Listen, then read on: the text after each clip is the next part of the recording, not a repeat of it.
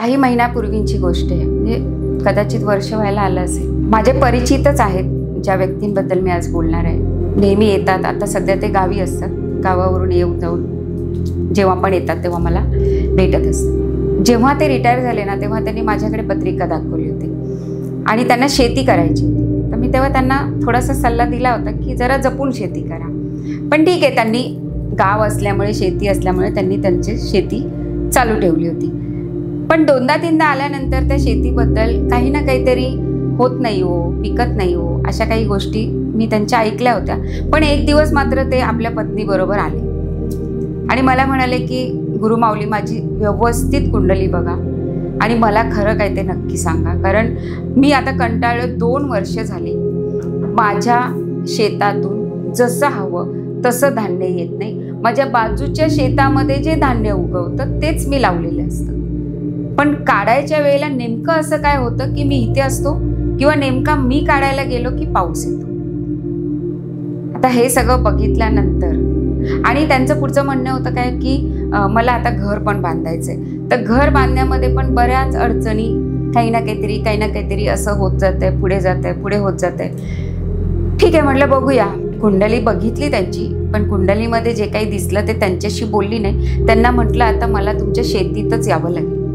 तुमचं शेत जे आहे ते शेत कसं आहे, काय आहे आणि घर तुम्हाला कुठे बांधायचं हे बघायचंच आहे. तर आपण जाऊया तिकडे, खूप आवडेल म्हणे मला गुरुमाऊली, लगेचच आपण जाऊ. लगेच 2 दिवसात त्यांनी गाडी केली, आम्ही त्या ठिकाणी गेलो. त्या ठिकाणावर पाय ठेवल्या जी ऊर्जा जाणवली, ती ऊर्जा आता सांगण्यासारखी नाहीये, पण जाणवत होतं. त्यांनी जी काही घरासाठी जागा तयार केली होती, ती जागा कशी, कुठे काय, कुठे बाथरूम, कुठे काय, कुठे दरवाजा, हे सगळं सांगून झाल्यानंतर आता काय म्हणतायत ते, काय विचारते त्याची मी थोडी वाट बघितली. तिथे छान असं एक झाड होतं, त्या झाडाखाली जाऊन आम्ही बसलो, कारण घर तर बांधलेलं नव्हतं ना.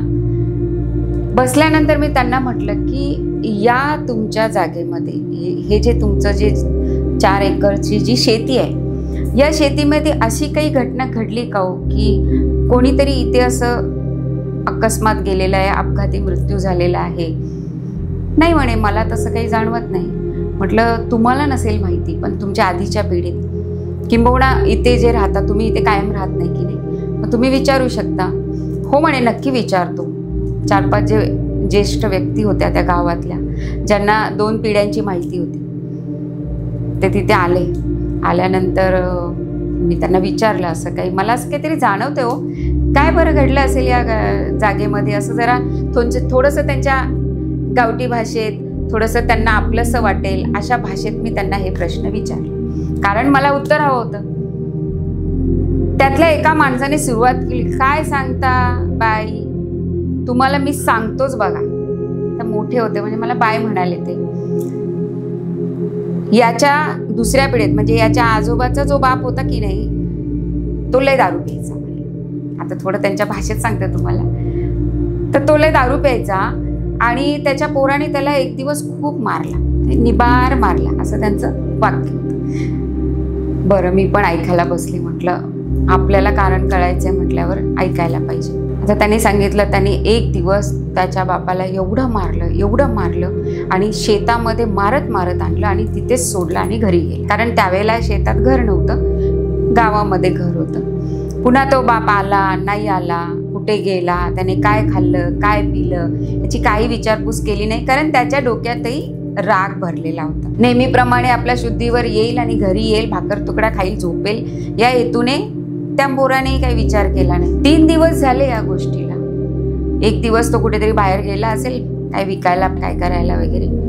3ऱ्या दिवशी मात्र तिथे त्या वडिलांचं प्रेत त्या शेतामध्ये सापडलं. आता ते प्रेत सापडलं याचा अर्थ काय, तर तो म्हातारा, आता बघा ही गावची माणसं सांगतात मला, तो म्हातारा तडपडला हो बाई. म्हातारा तडपडून मेला त्या जागेत. अहो, त्याचे शराप लागले त्या घराण्याला. काय सांगताय तुम्ही, आणि काय हा पिकवल ह्या शेतीमध्ये, पहिलं त्याला शांत कर म्हणावं. बघा, गावच्या माणसांना जे कळत होतं ते त्या शेताचा जो ओनर होता, जो मालक होता, त्याच्या डोक्यात आलं नव्हतं. होतं असं कधी कधी, व्यक्ती करायला तयार असते, पण त्याला तो योग यावा लागतो. भगवंत त्याला ते दाखवून देण्याची वेळ येण्याची वाट बघत असतो. आता ती व्यक्ती अवाक झाली. आता माझ्याकडे बघायला लागली. म्हटलं घाबरू नका, आपण याच्यावर उपाय काढू. म्हटलं याच्यावर हाच उपाय आहे की या जागेची शुद्धी करणं, कारण या कारणामुळे तुम्हाला पितृदोष तर लागलेला आहे.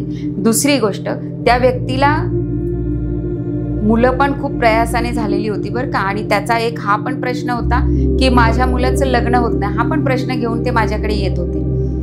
तेव्हा मी त्यांना सांगितलं की बघा, जे काही यज्ञ करायचं आहे, जे काही होम करायचं आहे तो या जागेत करायचाच आहे, पण तुम्हाला या जागेमध्ये भागवत सप्ताह करावा लागेल. कधीही करू मॅम, तुम्ही सांगा का माऊली उद्या करायचं का? म्हटलं नाही, त्याच्यासाठी दिवस ठरवावा लागतो, वेळ ठरवावी लागते. तुम्हा सगळ्यांना घरातल्यांना जेव्हा वेळ असेल तेव्हा तुम्ही नक्की हा सप्ताह करून घ्या. माझ्याकडूनच करायला पाहिजे असं काही नाही, कोणत्याही कथाकाराकडून हा विधी तुम्ही करा.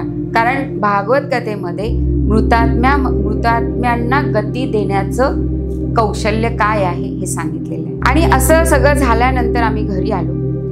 घरी आल्यानंतर ती व्यक्ती पण घरी आली.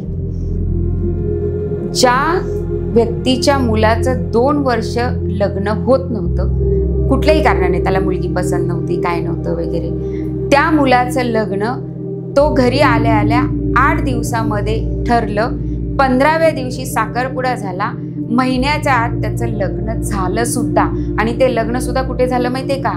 त्याच जागेमध्ये, गावच्या जागेमध्ये. आणि यथावकाश त्यांनी तो सप्ताह केला. तो जी काय होम सांगितलं होतं ते केलं. अतिशय सुंदररित्या चालू आहे. आता त्यांची शेती खूप चांगल्या प्रकारे येत आहेत. मंडळी, असे काही शाप, असे काही दोष आपल्याकडे असू शकतात जे आपल्याला माहीतच नसतात, पण जुने जाणकार लोक असतात त्यांच्याकडून अशा जागी गेल्यानंतर या काही गोष्टी कळतात आणि कुंडलीद्वारे या गोष्टींचं आकलन आम्ही करतो आणि त्या प्रकारे ही गोष्ट घडलेली आहे.